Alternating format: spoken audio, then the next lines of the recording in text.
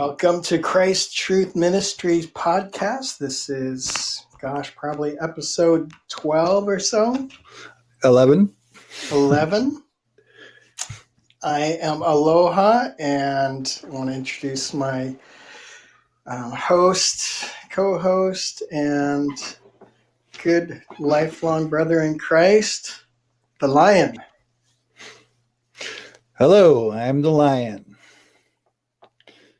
Yeah. And we're going to just go off the cuff, as usual. That's the theme here. Holy Spirit power leads. We wanted to just generally talk about what it means to be in the trenches.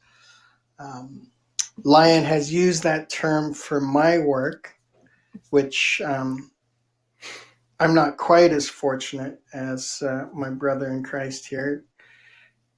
Still working a full-time job in a major metropolitan area with lots of energy and lots of the world showing up every day, all the time. Trying to be somewhat vague about the work, but I'll just say that I work mostly with high school students that are involved with the criminal justice system, often probation, referred youth, or kids transitioning back into the community after having a nice long time out because of their choices and, having to take responsibility for those choices. So, yeah.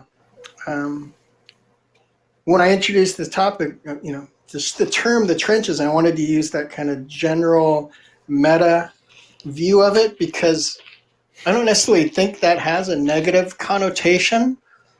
I think maybe I preempted, some negativity about the world or being in an area with lots of vibrations, lots of energy, and working with a specific population that, used to be termed at-risk youth or problem kids or all the stuff they used to call me when I was that age. So yeah, I think I'll leave space for me, Lion, to open some questions, and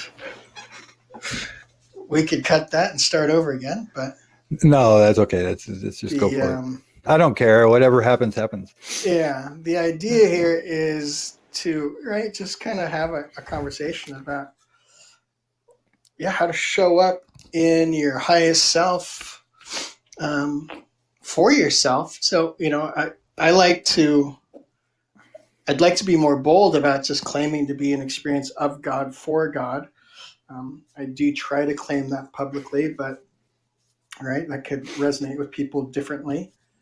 So I try to find where to introduce these concepts, and I think sometimes that makes it feel like more of trench warfare than if I had just been open to that concept all along. So, yeah. And again, just to preface this, I feel very led and called to this sort of work. As I alluded to, I am one of the students that I serve. They just didn't have these types of services when I was in high school. I think I would have benefited greatly for having just other voices telling me that I could versus the voices that, I will mention as a person of color that, some of those voices were negative because of that, or that's my interpretation of it, some 50 years later, or not quite 50 years, but 40 plus years later. So anyway, rambling a bit, I want to open it up to however the Holy Spirit moves here. So the idea of being in the trenches, just being in community and how that works for myself and others. Okay, so from my point of view, and why I say in the trenches, and I say it in other aspects too, but because from my point of view, okay, I'm in a place where I'm not in the trenches, where I'm not I don't have to be around a bunch of people. I'm put here, in a way that I can't deny that this is where I have to be. So basically, the trenches are, okay, my life is spiritual. That's all my life is. That's all it's been for 36 years now or so. Mm-hmm. Just searching, seeking, pondering. So everything that I do and see is about spirit. And everything that I think and discuss, I know is discussed with God present, because God is always present. We can't hide. We can only try or think, and then that gets on us. So anyway, it is of the highest privilege to serve as you're serving, in my opinion. In the trenches, you are spiritual, you're seeking spiritual, your questions are for spirituality and for understanding and knowing the meaning of life. But when we go out into the world, into the towns, and especially where you live, there's all kinds of people, and most of those people don't even think anywhere close to what we think. Yeah. They don't think about God or spirit or anything. They're just thinking about the world. So first of all, there's an energy thing, the collective consciousness against your consciousness, and you're right there in it. And when you're within 60 feet of somebody, you can feel everything that they are, down to the most evil person. So that's in the trenches. You get in your normal daily job in front of these young people that are at risk, that are challenged, trying to figure out life. And you're there wanting to be in spirit, wanting to be spiritual, and trying to make that work. And then there's a challenge with that, because sometimes you'll fall to them instead of keeping up with them. So true. So that's why I call it the trenches, because it's the most challenging place to go when you are on a journey of higher revelation, higher understanding. Mm-hmm. And then you're out there and you get to use it. You get to use it, and you're learning how to use it. And it's what a great purpose. That purpose is beyond, it's where you want to be. It's the place to be when you want to be in the spiritual and you want to be effective with others. Wow. Because there's people that need you, and Mm-hmm. you're where you don't know what you're doing with that person is going to do. You have no idea. That person leaves. And then unless somebody comes up to you 10 or 15 years later, says, hey, I recognize you. You were that guy that did so-and-so. You changed my life. You wouldn't know. You would never know. Yeah. You have to go into it with faith, just being the most love that you can with whatever person you're with, and let God be what you need to be with that person. Yeah, that's so beautiful. It is in the trenches is the highest of honor, because it's service, and it's trying to be spiritual and keep up in spiritual with probably lots of battle around, including within yourself as a human being, Yeah. So true. Yeah. Gosh, coming off of a Thanksgiving holiday, I got to tell you, that really lifted my spirits. And, it's not about getting a pat in the back. You question decisions in your life, right? When I was being led towards this role, I was really seeking. I was asking God, thank you, Jesus, for knowing what's best for me. Make it abundantly clear what you would have me do next. And, interestingly, the work was something I had considered before and applied for, and was, not received. And so, when I share that now, I can tell people, I recognize that in the 3-4 year interim, or maybe even longer, from when I first applied to when I was first hired, that there was growth that had to happen spiritually. I had to develop more spiritual maturity to be able to, there is that level of engagement that can drain you and take your energy, just take your energy and not build your faith. Yes, right? exactly. The burnout in, working on high Yeah, school campuses is pretty high. even in the most perfect of situations, it's Yeah. almost impossible to keep yourself up into a level of love and joy, and Yeah. especially when you're having to listen to, and kind of like what we talk about is to not let aloha the person tell but actually for you, let aloha speak. Let aloha speak. Yeah, exactly. So I should explain that real quick. So I call myself lion because we have carnal nature and mine is lion. I've gotten into it in other shows. It's about evolution of the soul. So mine is a lion. Aloha, he doesn't know, he doesn't know his part yet. Yeah. But so when I ask what my burning bush is, which I will explain more, I have kind of gone through it, but its name is Marielle. So I've asked that. Okay, so for Aloha, that is what he gets with his name added to it, Aloha. So he is recognizing his high self, and I'm recognizing my lower self, so to speak. And so the archangel is, we call it Aloha. And so that's why we call the show Aloha and the Lion, because actually the lion is the one that is in the heart, and heart is where the word of God is written. And it is the one that does the action.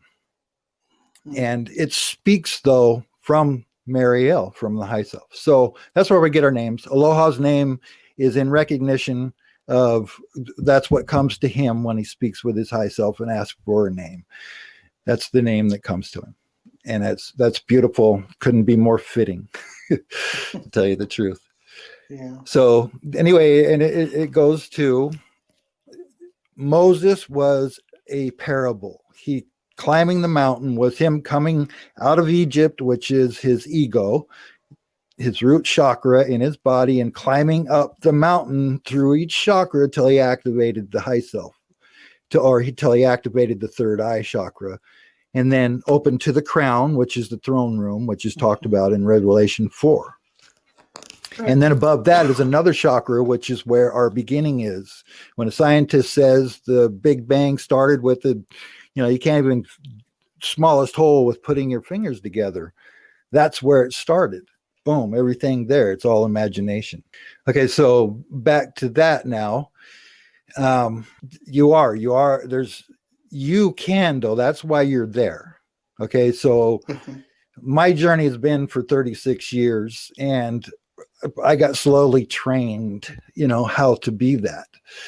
So the more that you recognize that, the more you discuss that with yourself, the more you discuss that with me or whatever, the better you get it when those people are around you, no matter where they are, out on the highway or where you're working or whatever, which I know is irrelevant at this time, but you're taking on all that other energy. I get to be away from it. And actually I have to say, okay, I have spacesuit malfunctions, and I call it spacesuit because these bodies, anything physical, is the only place God can experience time and space. These suits, and in our day, we can call them an avatar. So these suits are avatars. It's God living time and space. Okay, this body has some, this spacesuit has some malfunctions that I have to focus on, and that brought me to a place where I'm away from stuff. I get to be, but I wasn't. I used to be right in it, and I used to be very spiritual in it, and I learned very well how to be loving and how to protect myself with love, because that is the only way. You just always love, but it's not like, I love you, man, and I want to, go hug or whatever, do the carnal thing.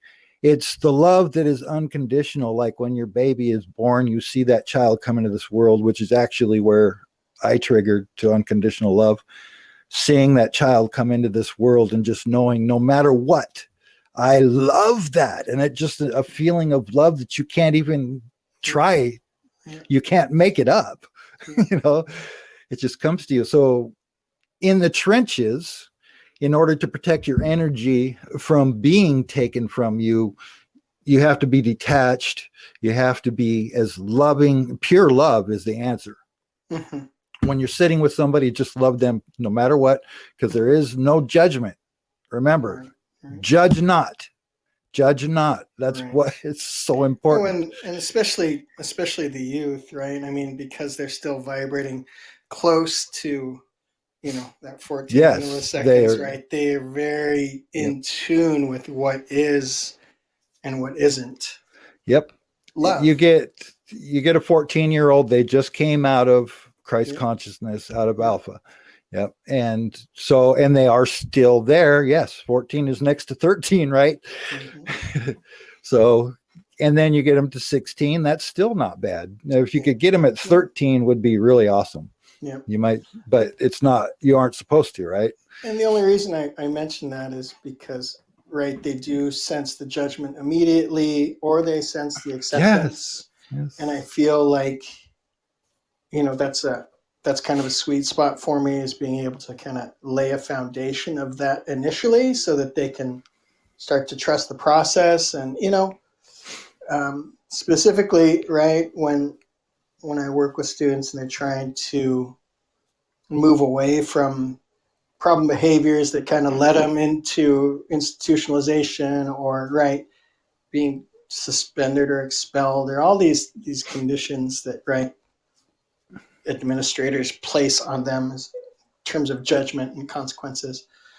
We still have to be able to bring that awareness of consequences, but without judgment. There's action reaction, and there's reaction versus response. And so, right, there's subtle nuances, but again, who's delivering it, how it's being delivered, there's nuances you can take to, attract or repel. And I think that's what makes it make it tricky, right? I mean, there's that push and pull, and Yep. you've always said, and I don't know why it wasn't obvious to me before I heard it from you. I could say that for much of my life, but when I hear it from you, it kind of flashes, a little more light on that truth. And I think you said something about, like, they're already coming in with, a polarization towards anything that you represent, right? You're an Yeah, adult, absolutely. you're an adult, you're a male, you're whatever it is, person of color, not a person, right? It doesn't matter Yeah, it's what the screw the man. condition is. Yeah, exactly. To them, it's like, well, I'm not going to listen to you because what do you know? You're just an OG. I think there's not an ancient wisdom in Western society that is respected. Oh, Right. no. Because Yeah. as a culture, right, we have these Judeo-Christian backgrounds, and everybody's moving away from that. And, I like having that conversation about, well, right, if you got it all figured out, I mean, how'd you get that smart? Like, how are you responsible for that? Right? Yeah. So just trying to challenge them in playful ways and encouraging them to, say F you, but to the right. Yeah, And to the again, that right sounds like thing. a judgment. That sounds like judgment, right? Yeah, Or well, wrong. But right, you don't. to the saying F you to the things that you don't want happening to you anymore. To allowing control. Yeah. But A lot of without, that's that, right? They've lost freedom, yeah. to be incarcerated for 16 months at a time, whatever, right? Yeah. It's not a pleasant experience. Yep. And it's one extreme to the other. It's Yeah, and then they come out and there's full freedom and no accountability and lots of temptation. So and they come in fearful, and then fear shows up in a lot of ways, anger, all kinds of stuff. So they're in some kind of fear, some form of fear. So that fear already, if you try to fix them, you're going to dump a bunch of energy. Yeah. Because especially if they don't listen. Mm-hmm. If somebody's giving back and forth and you're able to go deeper, you'll either be at level energy or you'll go higher. Mm-hmm. But if you just kind of like say, just sit in pure love and also just aloha, talk, body sit back and listen. Mm-hmm. And don't be attached to anything. Don't judge anything. Yeah, obviously, as I said, yeah. and Don't invest myself in the outcome was the exactly. wisdom. Yes. That wisdom was like gold, really, for me. Because if we're talking about trenches, right, you got to know when to stop digging. Yeah, yeah, or yeah, helping them. I've dug plenty of trenches, and you do not want to help them dig at all. And that's what they'll try to do. The exploring. They need to do the exploring, and they need to discover what God's perfect will for them is. And they're going to be trying to get you to help them dig, though. So. Yeah, and I love that term of being an expression of God for God, living a life as an expression of God for God. I haven't been really bold in saying that out loud to students, and I think that's one of the fears that I need to overcome is just not necessarily share truth when it's appropriate, right? Yeah. If you haven't done it, it wasn't meant to be. And that's kind of the way I look at it. When something is done, when the day is done, that's the way it was meant to be. Mm-hmm. Because it's done. You can't go back. Firm believer in that. Now, to God, there is no time or space except for in these suits. So God created us through imagination. It tells us in Revelation, God created all things, and all things created for God's pleasure. So when it says we are created in God's image and likeness, it's in God's imagination for pleasure. That's one meaning of that. So all of this is created by God in pleasure, but to God, no time and space. So to God, it's done. As soon as God imagined it, it's done, because God does not experience time or space. That's a hard concept to get. My life, this human life, which actually isn't life is our soul, but this body is going from A to B. This soul is going from A to B. It already got there to God, and God created it. So the steps have already been ordered, right? Yeah, and that's why God don't worry about the future. It's in there all over. Don't worry about the future. Just right now. Yesterday is gone. It's done. Learn from it. Move on, to today. What time is it? It's now. I think that's part of what I think is difficult for young people, working with students at a time like this. We've really become disengaged from learning. That's not for everyone, right? I'm just talking about the general population I work with. They've been disengaged. They've been disengaged and disenfranchised because of systemic racism, war on drugs, right? Being criminalized for using a plant that helps them in many ways cope with the very real anxiety of being a young person on a high school campus, when those are some of the most unsafe places to be in America. Yeah. Right? If we recall, but pre-pandemic, school shootings were a monthly occurrence, and we were losing more people on campuses than is even tolerable at any level. So anyway, all that to say that I feel like that idea of being in the moment, fresh learner, new eyes, every moment's a learning opportunity, that it's lost on people who are just trying to survive, because they feel like there's been so much stacked against them. And most of them are unconscious. Most people are unconscious. And they don't realize what they're doing. They're on survival instinct, and the survival instinct usually goes to the carnal nature. Base ego, ego, right? Which carnal nature does, things that the law is against. And our schools, the school systems have lost their passion in the most part. They aren't making sure that a child can read and write, or teaching them something, if they don't have the ability to. Mm-hmm. They aren't making sure children leave to where they can, Equipped. well, yeah, and it's the R's. That's basically what they're missing. They're teaching other things. They're letting too many people slide by without even making sure they can read. How do you do that?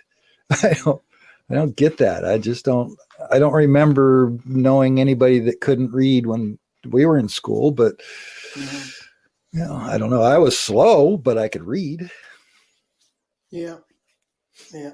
So anyway, that's the trenches, just the spiritual life, the focus on spiritual growth, and then being in the trenches and being like in a position of not even like where pastors are or priests or stuff, they deal with them people like that, but you're sitting with the very sick, so to speak. Mm-hmm. They are damaged and damaging themselves, and it's a really tough energy, Mm-hmm. and everything is energy. Yeah. Ours transferring energy now. Mm-hmm. So Yeah, I mean, I do feel like it's been interesting with telehealth, only being able to meet with students, since March via phone calls or, web-based private room meetings, one-on-one. yeah It's been now it's an interesting challenge for a population of students who, right, have grown up with a phone in their hand their whole lives and having to really have honest conversations about themselves when everything else they do online is the opposite of that. yeah It's commoditized and it's impersonal, and again, I don't want to overgeneralize the young people how they use their technology, but for much of it is that. Much of it is, commoditizing, swipe left, swipe right. oh yeah, it is, yeah. So And then they're being asked to do something very contrary to what it's been used for, and therein lies, therein lies that idea of they need to feel that love in a way that is transformative, so that they can learn that, hey, you're lovable, and you should maybe try working on that for yourself. exactly, yeah, Apply you're some of that. lovable. Yeah, Yeah, apply some of that to yourself. the only ones that can love a person is itself. I mean, nobody really even understands love, basically, but it's about unconditionally loving yourself. Yeah, and to be able to be out Staying in there that and moment. Yeah, staying in yeah, that and moment without judgment. for you learning that for yourself and being that for yourself, and then being with people that aren't, Mm-hmm. and then you're able to hold yourself up and grow from with that. And like I say, you either go to their level or you keep them up toward your level. Yeah. Well, either way it's fine, because it's Yeah, and perfect. it is interesting It's how quickly that can evolve. I mean, yeah, you know, go once ahead.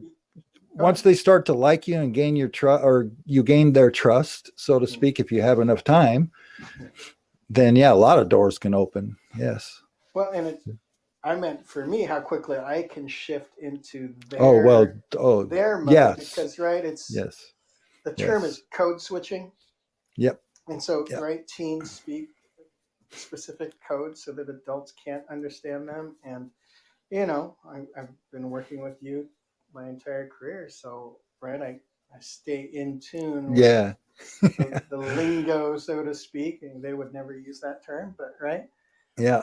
what it sounds like on the street, how they chop it up, right? They like to talk story, chop it up, and so try to meet them there, and then I devolve a little bit. I'll start hearing my own language devolve, and Yeah. I'll try to quickly catch myself and go, I don't really like talking like this, but I feel like, right, it makes a point. It helps you understand that I understand.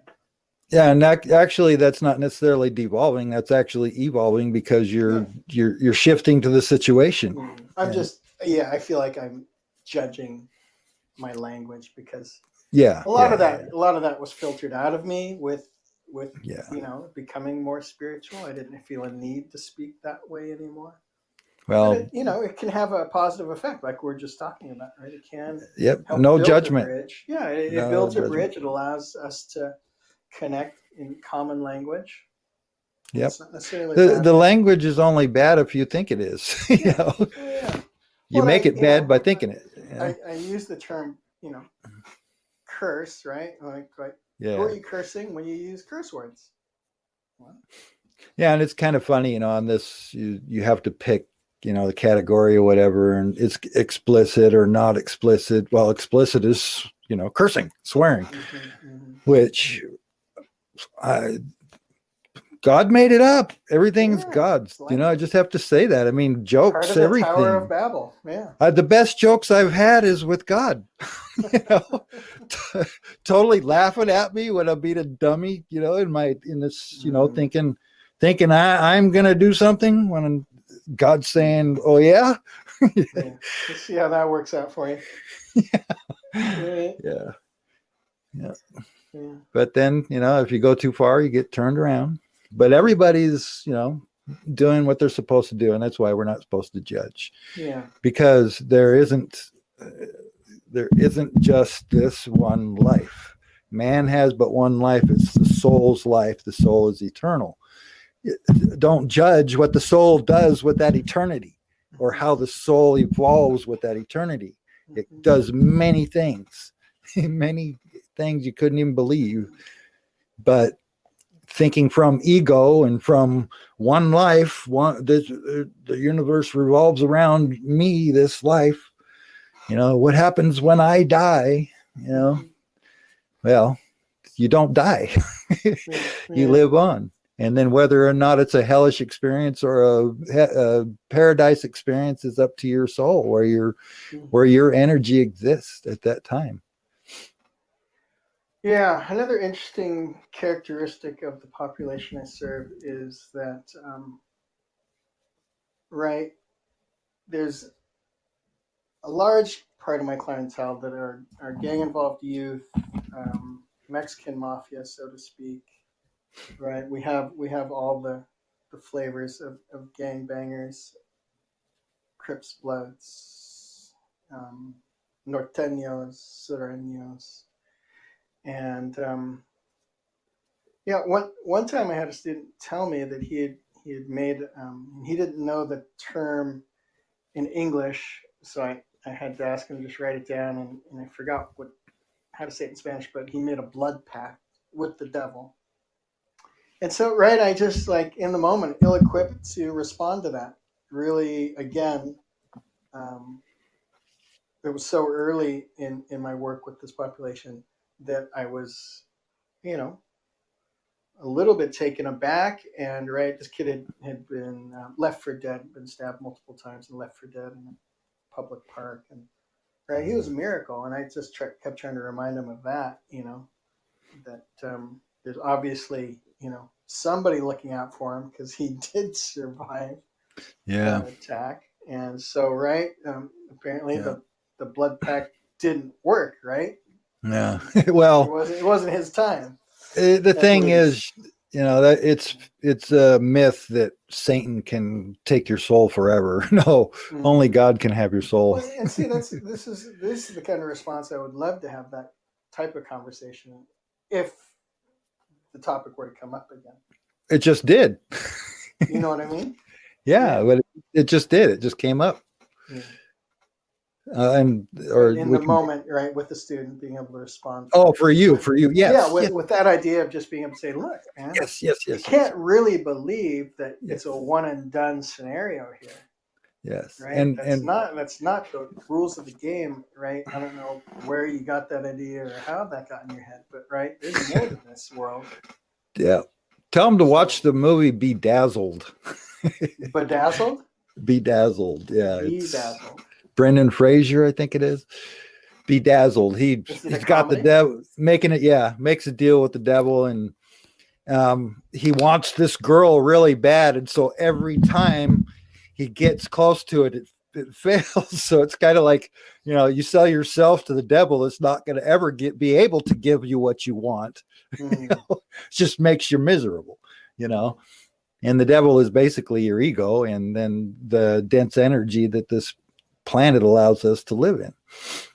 There's only God, and that, again, that's the trenches, because that person, boy, you knew, and now, okay, that that's what you have to expect, or know that some of them already are, and you've got to stay above that. You've got to be able to go home. You've got to be able to go into your place and go sit at the throne, Yeah. And that is amazing to be able to do that, and very wonderful to be able to do that, and not after, a real long time. You've been doing this for quite a while, and it's been a big part of your growth. Kind of mirroring off of them for yourself. Oh, for sure. Yeah, oftentimes, right, the only consolation I can give them about some of the traumas that they've endured is that I'm often paired with students, male and female, that have similar stories, right? We there's a common thread, right? And I can show them that, look, well, yeah, the reason I do this work is because I feel compassion towards, right, people who have had these things happen, because I know what it was like to have it happen to me. And I've grown from it, and I can tell you that, right, without any hesitation, that, right, it wasn't meant to kill you. It was meant to help you grow and stronger, thrive. You can thrive because of this. If you use this as a superpower, right, the strength that you're gaining from this experience, you're going to thrive. Yeah. So, and that is that always feels good. Go ahead. That is the other part of the trenches, is because you've been there and you came out of it, and now you're going back in to face it. I love that analogy, because, right, you cover a trench. A trench is dug. Yeah. You put it, whatever it is, when you're done, you bury it. Yeah, when whatever it is you're trying to protect, you cover up again. But you're the only one who knows where that trench is. Nobody else would know. And so you can. And God. Yeah. But that's a great analogy. I was thinking of a question I would want to have you help me consider. So, when I'm working with a kid, they kind of get where I'm coming from. And so I know unconditional love is a big theme that we want them to experience, but like feel for themselves. I don't know if they're, you have to be ready for that, right? I think would a good appropriate question to be like, do you really believe that it is one and done? Is that what you believe about spiritual life? Is that I don't too heavy-handed, or is that subtle enough to open the door? Yeah, I think it's very subtle. Yeah, I think it's awesome. Yeah, because you're not going crazy.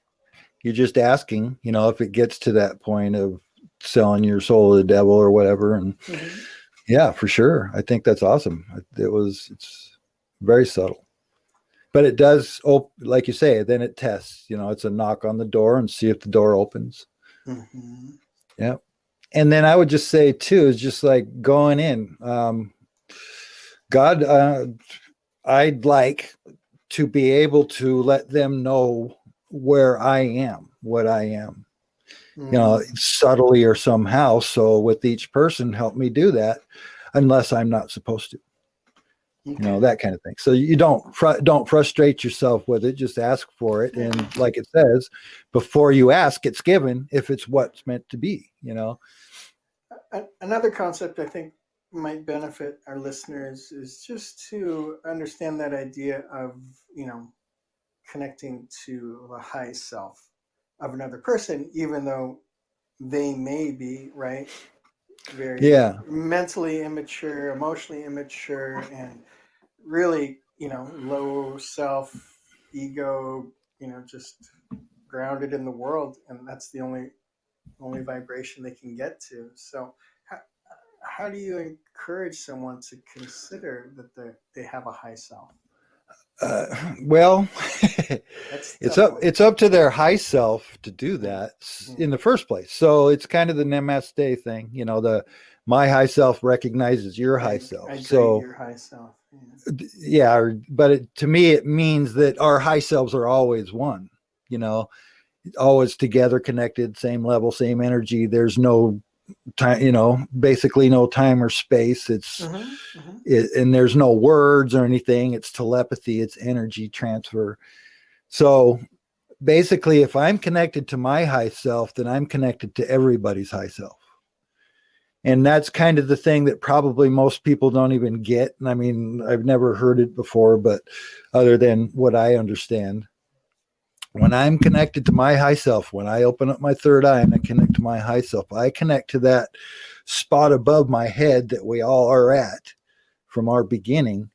So, and then my high self is connected to in that it's one. So I'm everybody's high self. I know that. That's why when I sit with somebody, counsel them, discuss with them, is I know that the lion backs off. It speaks through the body, but it lets high self do the talking.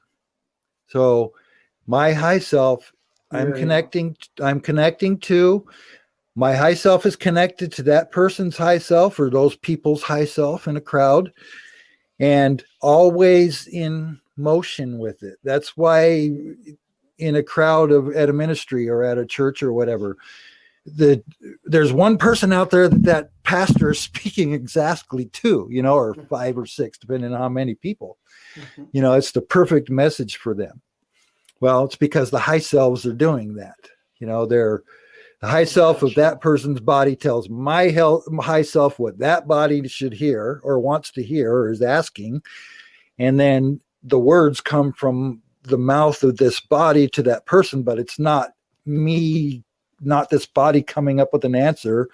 It's me asking the question or letting their question come into this body, and my high self connected to their high self gives them the answer because they aren't hearing their high self.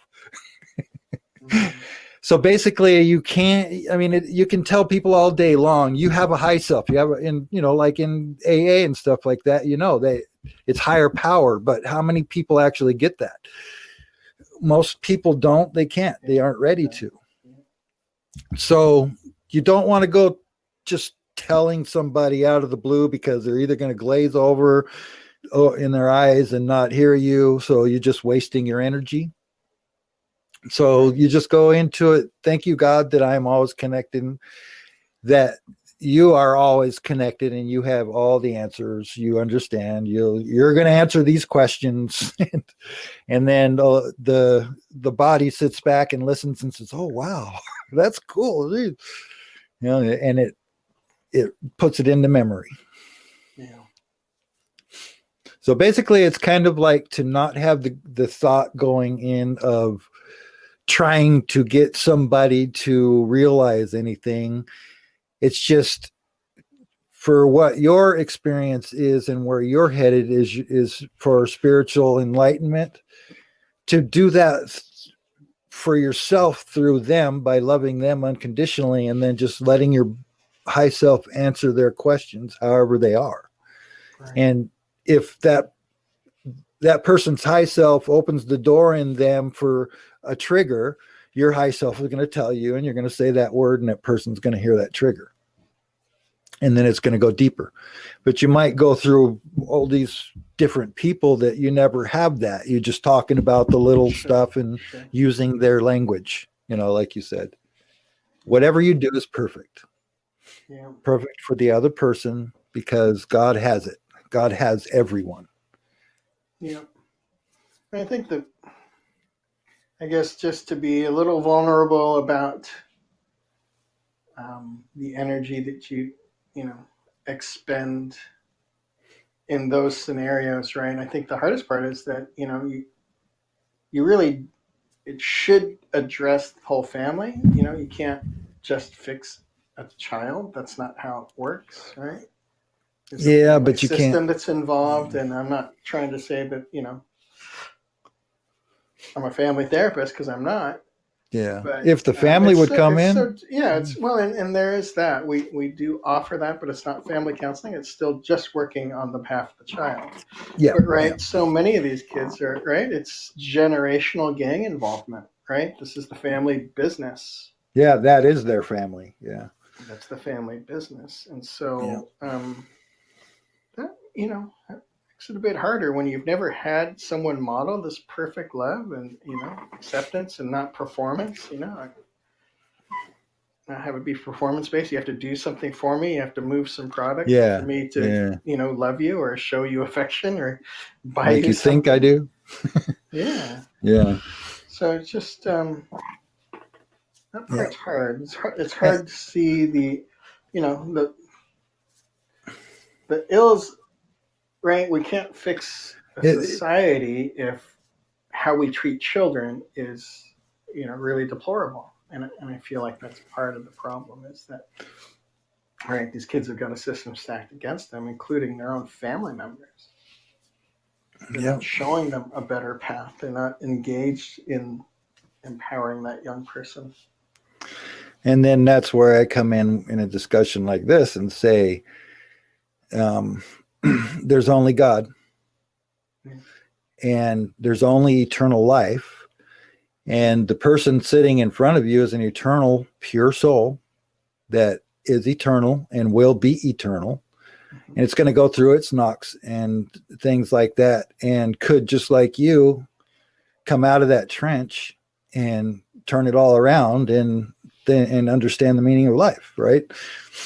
Yeah. So it's about you. Anytime for anybody, when you're with doing anything, it's about you.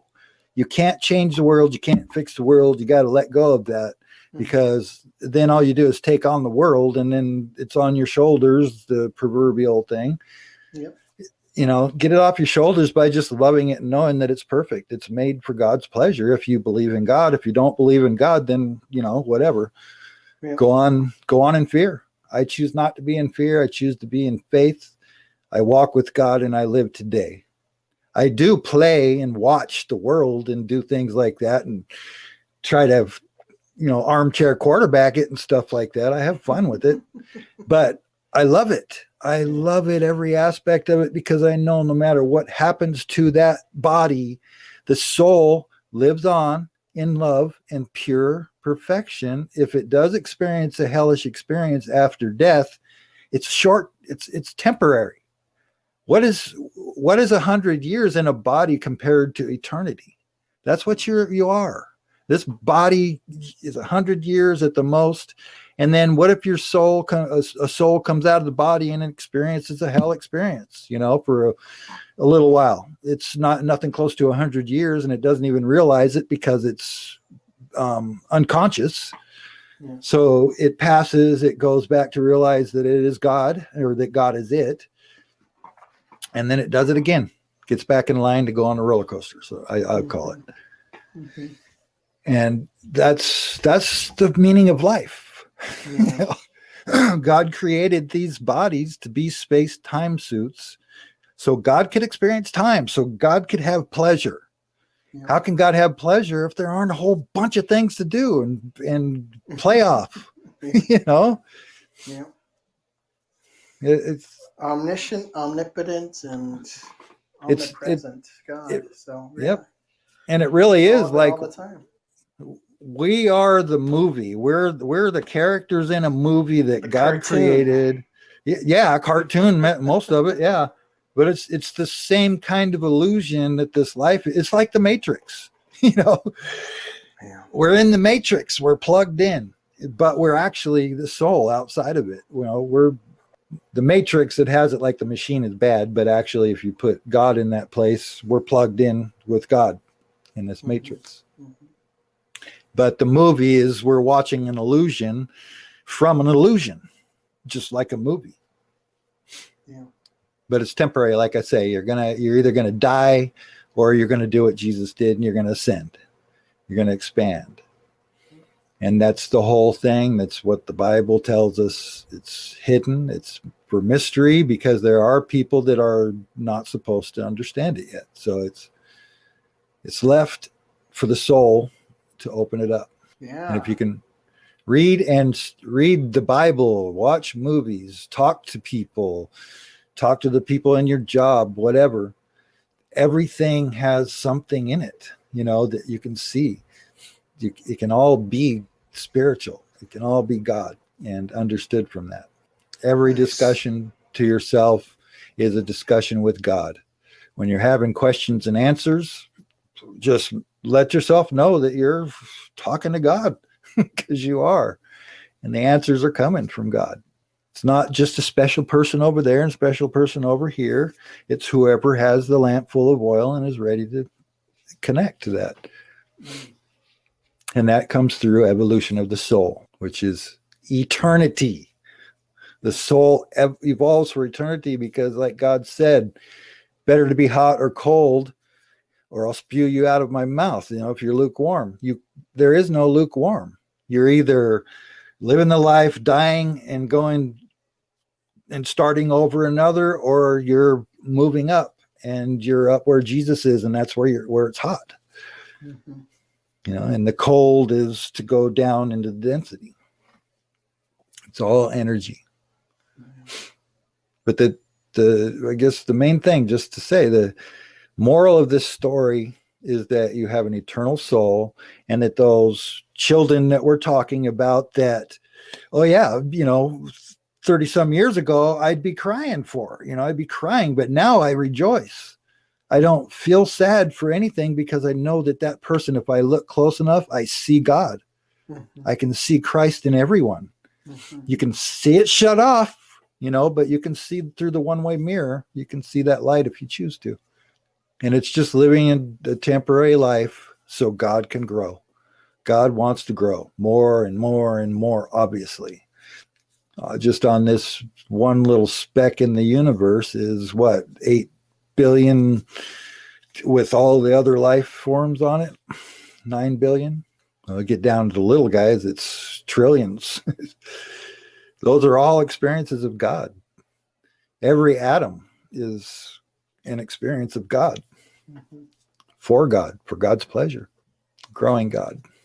Yeah, I like that with the trench analogy too. There's a Mexican parable that I use with these students because a lot of them never heard it before. But the parable is that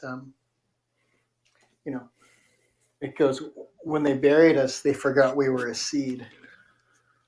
and I think that's in Spanish it sounds much more beautiful, right? But they get it instantly. Many of them never heard it before, but when I use that, and I ask them, "What's that mean to you?" Right? You have to put a seed in a trench, right? You got to be in the trench. It's got to be dark. It's got to be right. The pressure of all that weight of the world into your experience is what squeezes that seed so that atom of life energy pushes its way out and sprouts. And I really love that analogy for these young people. Yeah, right. That's beautiful. They're in the middle of getting that olive oil. No, they're getting more out of them. They're getting more than I did in my life at their age. Yeah, and so beating that olive big time, man. Yeah, I love the way those two speak together. That parable, or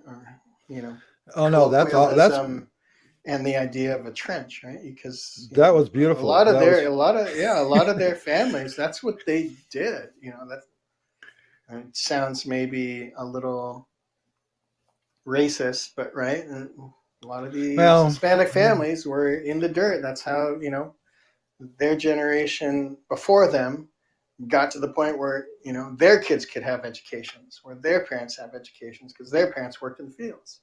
Yeah. But anyway. Yeah, it's more cultural than it is race to me, and then everybody's human. If it so. sounds culturally inappropriate, I apologize to any of the listeners, but right, Well, no, I think there's a connection. There's a connection to that idea of being. But it's talking in the language. Being buried by society as less than or not equal to or expendable or disposable. Yeah. And right, they forgot that there's a very strong seed that will sprout. You may not see it for a little while. Size of the mustard seed. Yeah. Yep. But they're going to move mountains, right? Yep. Oh, yeah, totally. Yeah. And also the symbolic meaning of moving the mountain is moving my consciousness from unconsciousness to consciousness. That's, I was dug into a worldly life and I moved the mountain from that place over to a higher consciousness. And the tree, you plant this tree that's got the roots so deep, you can move that also. It's the same analogy. It's talking about your consciousness. Yeah, we're not going to move a mountain because that affects everyone. It goes against, if everybody sees a mountain move, what's that going to do to their lives? No, you can't move a mountain here. The mountain is to move your consciousness from a seed in the ground to full grown plant or tree, right? That's awesome. That's beautiful. I love that. No, it's a fun discussion. It really is. And it's, it's an unfortunate reality of, the juvenile justice system is that, right? It's mostly the Hispanic kids that are the ones getting incarcerated, Yeah. And where you are, that's because, the man did bury him by having cheap labor and stuff like that. Bad neighborhoods, bad. Pack them all in. Yeah, it is. And it's a cultural thing. It's just the way it works. They just happen to be who they are from where they are. But actually now Mexico is doing very good. So, if we're going to talk about the world and life and stuff, Mexico is actually doing pretty good. So there's not all that much reason to come here and do cheap labor it helps a small few. So basically, if you're going to do it from a wise standard of equality and stuff like that, you would do it in a way where everybody benefits and everything adjusts. But that's not the way the world works, at least not at this time. The world works to make us look for answers of why are we here?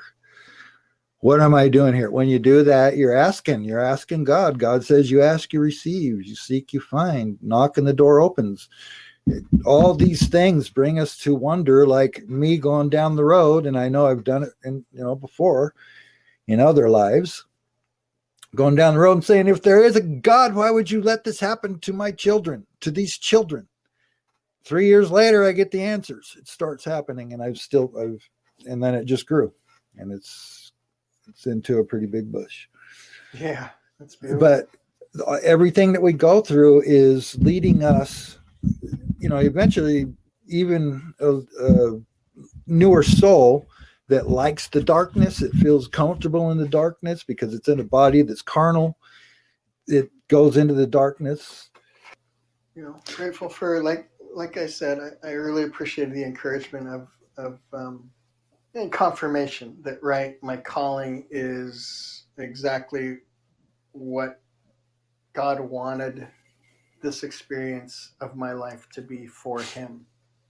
That's a really cool thought, and I do, I'm a creature of the moment. I'm super ADD and quickly pulled away. You're blessed. Look, we have somebody online. We should ask them to ask a question, right? I mean, there's three. And there's, it's like the activities I enjoy the most. Two. I got to surf yesterday, and you have to be in the moment, right? It was a 7-foot day, and if you're thinking about the future and you're on a wave, you're not very. You're not going to go very far. Yeah, you don't want to break your neck on the shore break, or get caught too deep on a big outside set. So being present is easier for me in some ways. I think, again, just from a place of transparency, that when I do overinvest in the outcome and try to make things happen that I feel should happen, then it does trigger me towards moving towards darkness and carnal and seeking relief in old behaviors that don't serve me. Don't really, unless they do. Yeah, which I mean, can't. Yeah. So I still have that struggle, and I still want to work on, just staying in the moment instead, and not future tripping, as I like to put it. I think that's very important. Very, very, very, very important is to understand. And I'm not saying this to you, Aloha, just in general, that when the day is done, what you did that day was meant to be, and it was meant to be by our higher power, by God, by our soul. Okay. That was what your soul was supposed to do that day, no matter what it was. That's why Jesus said, do not judge. Yeah.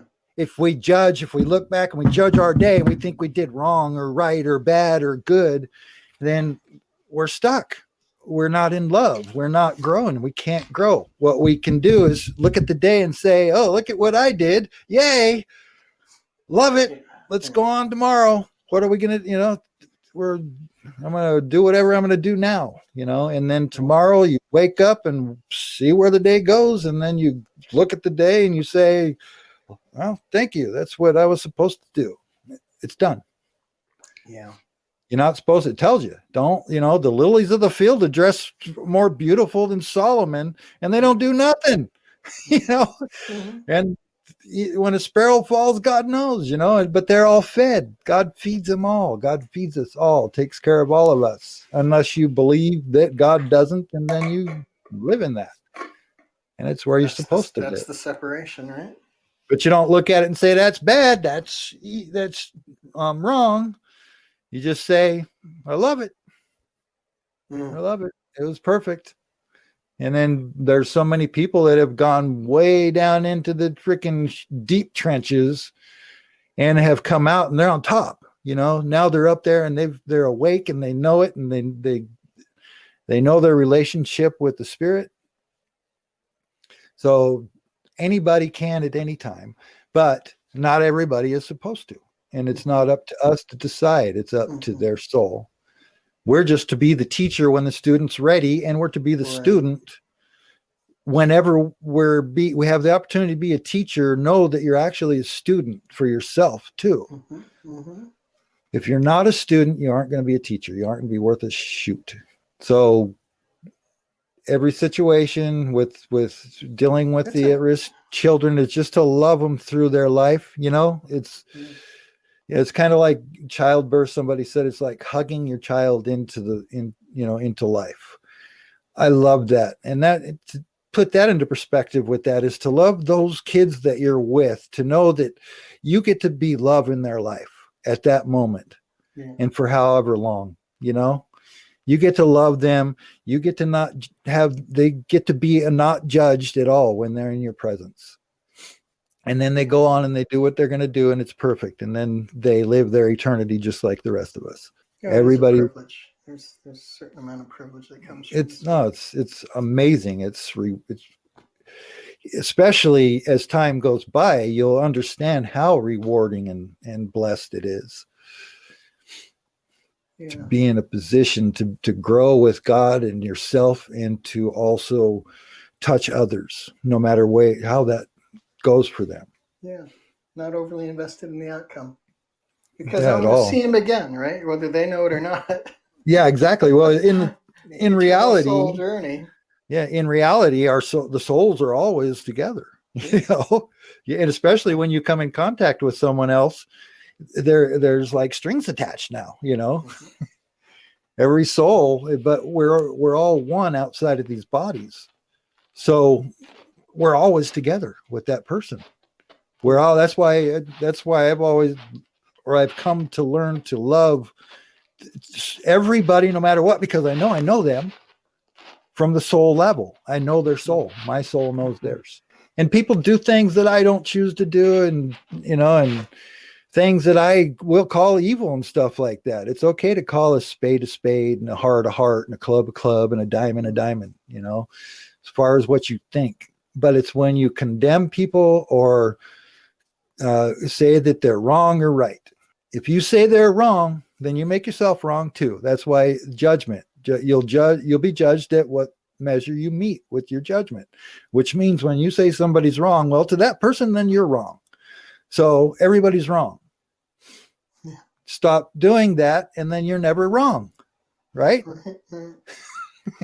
Just accept and love and be the grace that you freely received. Exactly. Yeah. And then just when you can realize that God is you, God is in control, and that all you got to do is be a witness. Yeah, it's like in Revelation, the two witnesses, they're going to get their asses whooped and they're going to die for a time from their body.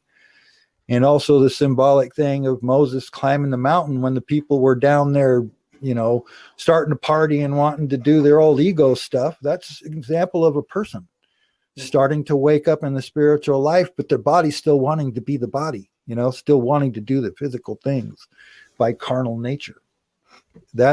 It's all symbolic. It's a parable. Yeah. And that's kind of like, I guess, moving into other issues with it, but still, that's awesome. I'm glad that the trenches finally got discussed, because I definitely didn't mean anything negative about it. No. I'm just trying to understand it and no, it's appreciate it. I know what it's like to be there, and I loved it, especially afterward. Afterward, I look back and think, wow, I did pretty good there. It did pretty good. I always stayed in integrity, so to speak. I think one of the things the students love to hear from me is like, I like to use that phrase, well, if you could have done better, you would have done better. Hey, there you go. They seem to really, there's a light that comes on. I can see that glimmer of God be like, what? Wait, really? Yep. You believe that about me? Yeah. Because sometimes they don't believe that about themselves, right? They've been told, like, right? I mean, I kind of had that script burned into my head from my dad that, right, I couldn't do anything right. Yeah, exactly. And it was all wrong. I mean, it didn't matter what I was trying to do. It wasn't right. Yeah, these brains get trained, man. Yeah. And so, right, to be affirmed of being in a place where, like, well, you may have been able to do better, but not in that moment. Otherwise, you would have. That's a whole different outlook. Yeah, you know how big that is? That's like one of the biggest things you can say. Yeah. That's one of the most important things to understanding the meaning of life. Yeah. Right there. You did it. That's why it's working so good. Well, yeah. Yeah. Yeah. And again, it's hard to say when something's working well, right? In this this kind of work, when we're talking about eternity, you're never going to know. That's a good catch. Thank you. It hit me too when it was said, but I just thought, that's okay, because the meaning of it is what we understand. We're not, I mean, I guess that is kind of saying if that's good, then something else would be bad. So, yeah, I get it. It's better to say, just like you did, it's working well, just to kind of train the mind, train your brain from being down in the negative, because words do have energy, and it's hard for people to believe sometimes, but I was a really slow reader until I read the Bible. And that was just after I had a very high spiritual experience. And then I figured out that I was reading the energy of the words. I didn't have to see the word. I just read the energy, and I could read really fast and almost say it, whatever, speak it word for word the next day. There's another dude I know that has that exact same story. Have you heard of the pro skateboarder Christian Hosoi? Famous Maybe. Hawaiian dude. He was big probably when Oh, who he's a knows? little bit younger than us. So Yeah. but anyway, he talked about like, kind of getting caught in Honolulu airport with like multiple kilos of cocaine in his suitcase and federal crime, Yeah. right? Federal prison. Oh yeah. And Yeah. that he never read. He was not, because he was a pro skateboarder. No reason to read anything, right? You look at the Yeah. pictures in skate magazines. You don't read. Yeah. Exactly. Yeah.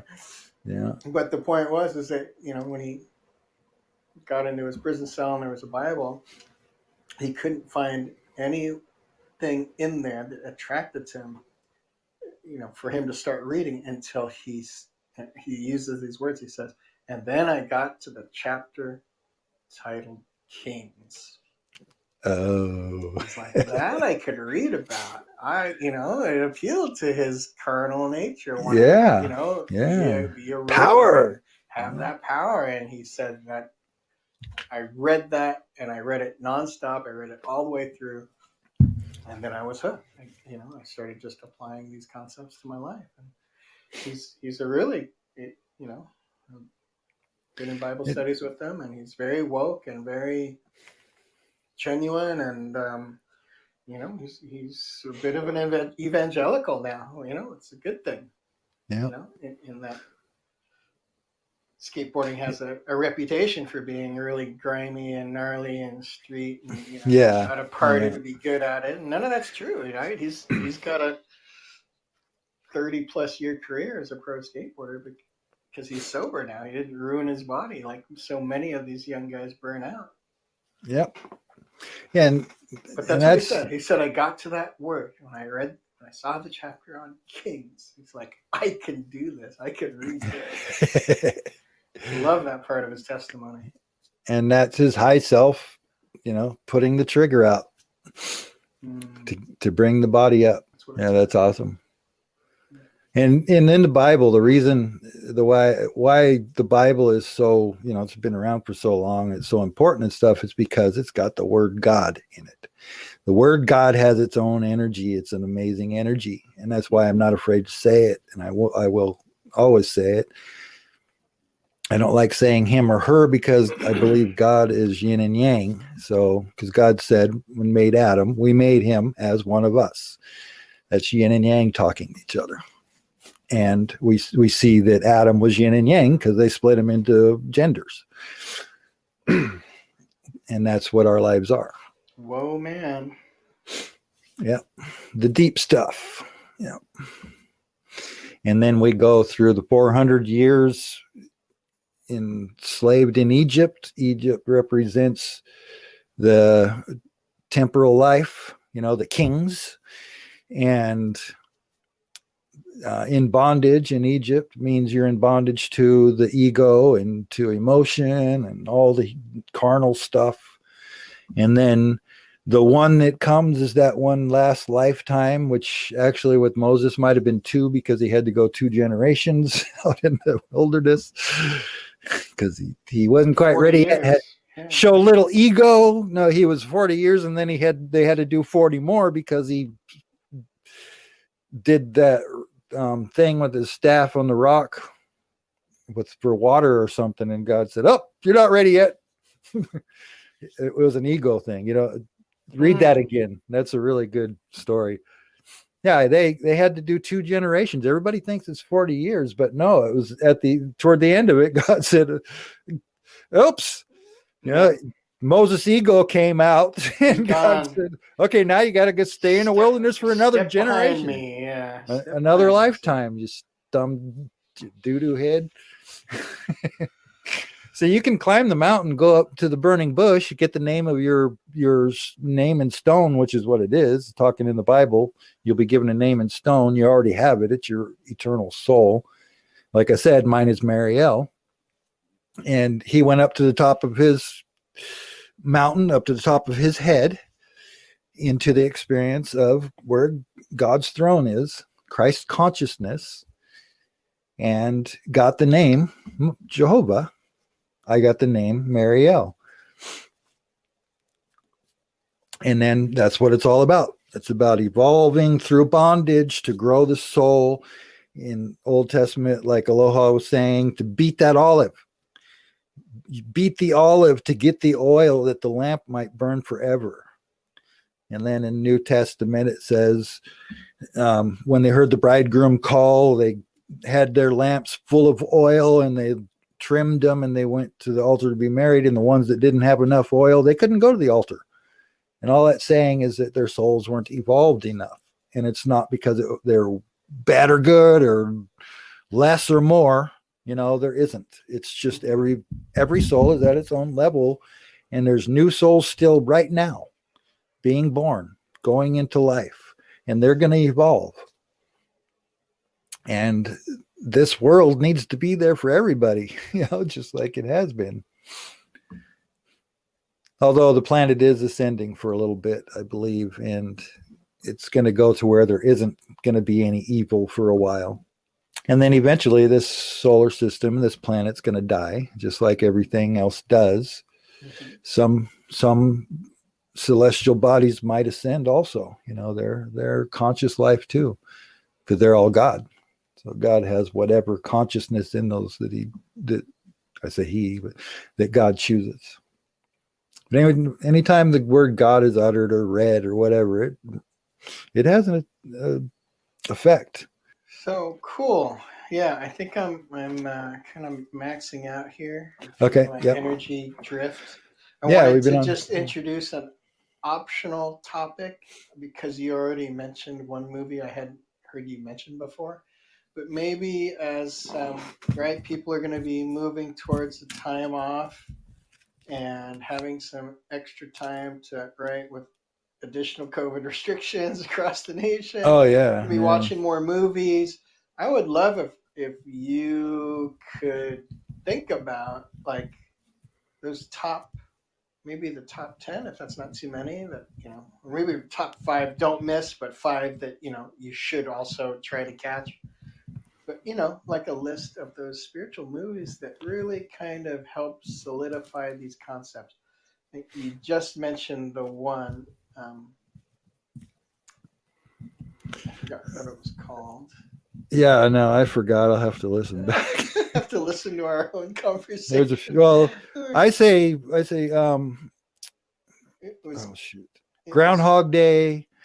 Well, we don't have to do it now. I'm thinking for the next episode. Okay. We could I'll use that as a talking point because then that's a good idea. We could describe which concepts this affirms and how the movie depicts it in a way that people may not have noticed. It's like the Bible, right? You can't understand the mystery if you haven't risen to that vibration.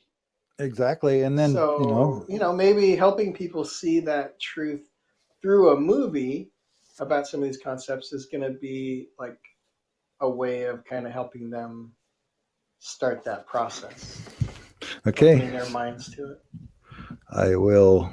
You know me, I want practical tools to get out there for people to use. Got it. Yep. And so we've got that on the schedule. Okay. Yeah. And just again, if you're listening still, never stopped, we appreciate you. We'd love to get your feedback. Definitely feel free to join the conversation through text, or you can even phone in. We're not... Yeah, exactly. We're not, if you're interested, then you might think we're crazy, but whatever. Yeah, that's okay. Everybody's got that right. Exactly. There's no judgment in that statement. There's no judgment in that statement. I'm proud to be called crazy by humans, by a lot of humans. Yeah, for sure. So anyway, and this is something that was led to me by God and then brought to Aloha eventually. But Aloha was told, or I was told that Aloha and I would do this 35 years ago now. And this is about getting out where we're coming from, what we've learned. to help people understand the meaning of life, and at this time in this planet is very important for a lot of people that are waking up to understand what they really are. And it's for nothing. We're not commercializing. We're not doing anything. God said we're going to do this, and God is providing. So that's the way this will work. It's out of just it's an action of love that we want to take, because so many people are hurting and looking for answers. And it's not like we don't have all the answers, obviously, but there's someone who does. Yes. We can tell you how to get them. We can tell you how to get them. There's no mistake in, being open-minded, being like a young child and staying curious. And right, that's where the growth happens. That's why mindfulness is staying in the moment, because you're likely to hear one little nugget. And if that that's why Jesus it's why Jesus said you must become as one of these children, because of the brain waves that are in Christ consciousness as a child, but also to be free, to not have worries, to just play, be playful, just watch your life. That's the joy of the Lord. That is definitely the joy of the Lord right there. Exactly. Being and that's in that moment, not stuck in prayer or stuck in meditation. Live a life that is a walking meditation, where everything you're doing is an expression of God for God. Wow, that's a cool concept. And by for and by God. 100%. There's no mistakes. There's no. My discussions every day are with my best friend God. It's beautiful. And that's all that really matters. And everything that I see, I put into perspective for what does it mean to my soul, to my eternal soul, and then share, just to share. All right, brother. So we're gonna talk movies next time, and why of the movies, and what was illuminated in your heart when you watched it the first time, and I'll do the same with a couple of recent ones I would recommend. So. Love you, man. Love you, and thank you for our listeners. Join us next time. Thanks for the invite tonight. Aloha. Good night. All right. Take care.